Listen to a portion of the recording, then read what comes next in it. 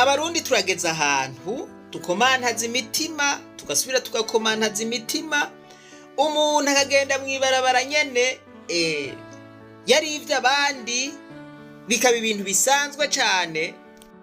Ukudahana nako vyama vyinshi igihugu. Uyu muntu Bandeke maze kumuvuga ko kenshi muramaze kuvyumva. Abakobwa canke abadamu bari hariya muri Arabia Saudite bamucisha kudufaranga twabo, uyu mugabo aguma agira ivyitwazo bimwe mu kurya amafaranga yabo. Reka tuvuga duti mu Burundi abasuma barakomeye, nta kibakomakoma, nta ubavugisha. Nuko uwo mukobwa mubona yitwa Alice, akorera mu gihugu ca Saudi. Avuga yuko yacishije amahera kuri Bandeke, Bandeke nawe agaca ayarya kandi n'ubu yarayaheranye.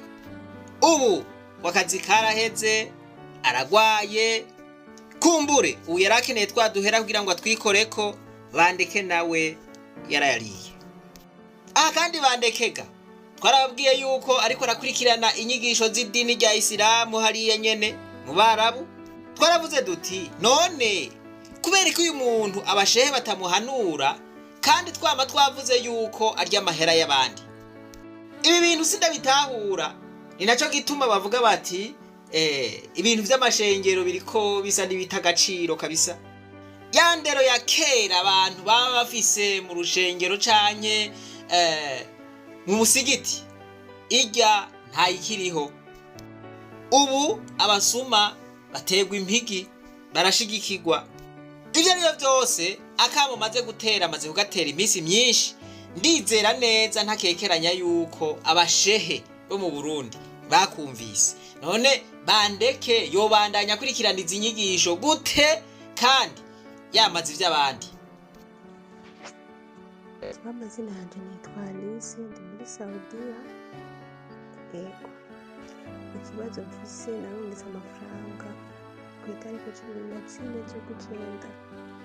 Narungitse amafaranga kwa Bandeke, ndamuhereza bordero. Ndamuhereje bordero, amafaranga arayagumana niyaciye yambwe nyene.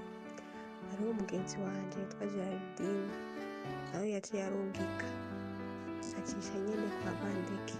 Gusa nyene duca dutanga izina ry'umuntu umwe yitwa Sakubu Arno wo kuyadutorera.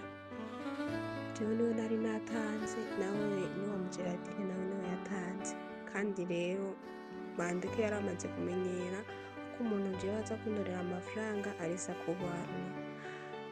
Hama rero aca arafata ayo y'uwo Geraldine niyo yaciye ampereza kw'izina ryanje Alice. Ariko jewe kirya gihumbi canje nari natanze ntiyigeze akimpa. Naramubwiye, ndamusigurira, ndamwereka n'amabordero, ibintu byose ndamusigurira, aranga kuntahura, aguma yemeza yuko amafaranga yayampaye. Nayo amafaranga yatanze ayo mafaranga akwiranye n'ivyo bihumbi 2, kandi urumva kugira akemure ibibazo nuko yari gutanga ibihumbi, amafaranga akwiranye n'ibihumbi 3 niho vyari kuba neza. Yatanze amafaranga akwiranye n'ibihumbi 2 gusa. Ayo ico gihumbi amafaranga yacu ntayo yampaye. Jewe rero ico saba nuko mwomumbwirira akampereza amafaranga. Yego, akampereza amafaranga kuko maze imisi ngwaye sindiko ndakora ino mwabano Barabu.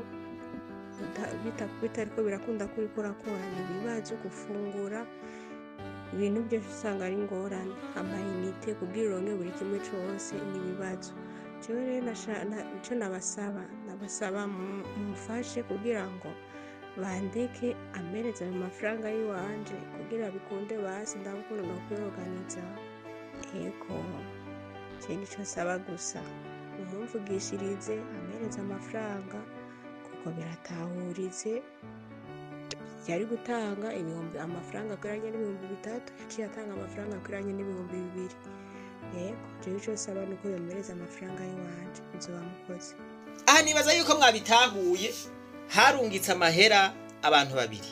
Mugayo ayo mahera yakigwa n'umuntu umwe. Bandeke acatanga ayumwe. Nukuvuga ngo ibintu yarabinyuranije. umwe yari yarungitse 1000 ari we wuyu yaciye amuha 2,000. Undi nawe ati eka ayo nayi wanje nije nayarungitse. Bandekera yaracabwira uyu yari kuronka 1000 ati musubize ayo mahera yiwe, wewe ndakurungikire ayi wawe. Nuko kubera yamucisha kwa mahera kenshi acara yamuha. Aravuga ati je vraiment vyavuye kuri jewe byacanganye mu mutwe, nasanze nanyuranije ibintu. Narihenze nyene, nihenze sana, ndihenda sana nyataye. Hatari n'ibibazo umuntu ufise ni byinshi mu mutwe. Voilà, murumva yuko yavyiyemereye. Aha rero uyu wundi mwumva avuga nuwo yari yagiye kuyatora hanyuma agaca yasubiza nyeneyo. Nibonye nkaba ndayirungitse amakanda ayo mafaranga amajana 8 yari gutora uwo bita Fadile. Inomero yari 69 55 95. Ego mwamuhaye amafaranga amajana 8. Niyo mwamuvunjira amafaranga amajana 8 yavuye mu dolari 197 ico ziba amafaranga ngana no muri yo nimbi majana 198 n'umunani amafaranga amajana 7. Kuri ubwo rero inshallah mureba umuntu mutunganirize. Ego mugo bava mu jema haye 1,800. Oya kandi yo murebe neza Ayubu nayirebe narayivuze neza uwo munsi tubonana je nakamaza amafaranga.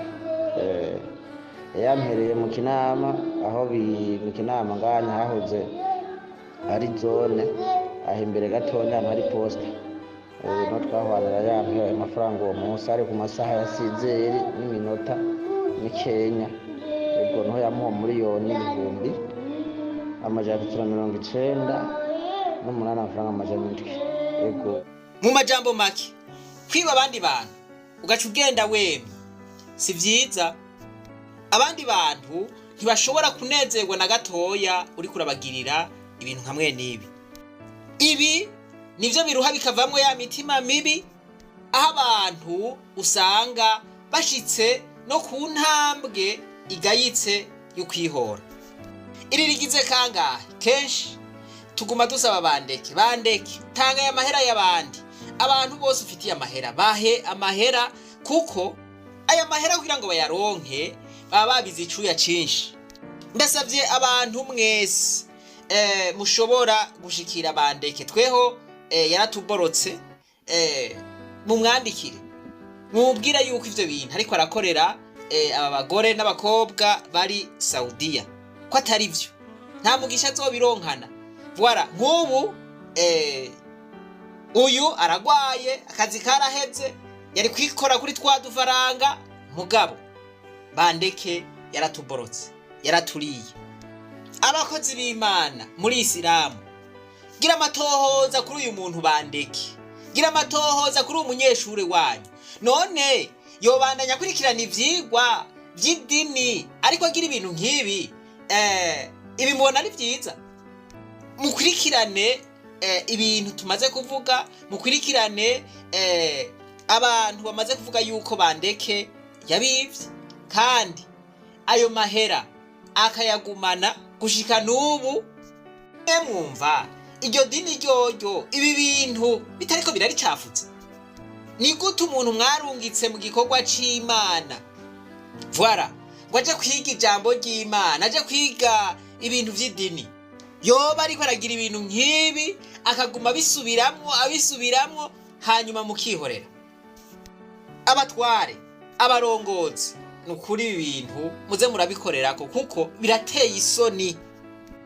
Je bandeke nibaza yuko akakamo yogakorerako, kuko azogera igihe aja kuyora amazi aza yasheshe.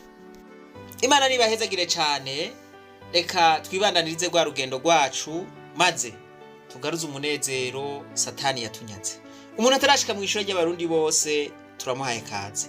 Umuntu wese aza kubona iyi nimero yabandeke akababazwa n'ibi bintu aramwandikira amubwira ati mbega ibi bintu bariko barakuvuga ko nivyo canke sivyo, agira ico amuhanuye, kuko ibi bintu nta kindi kintu bizomukwegera atari umuvumo.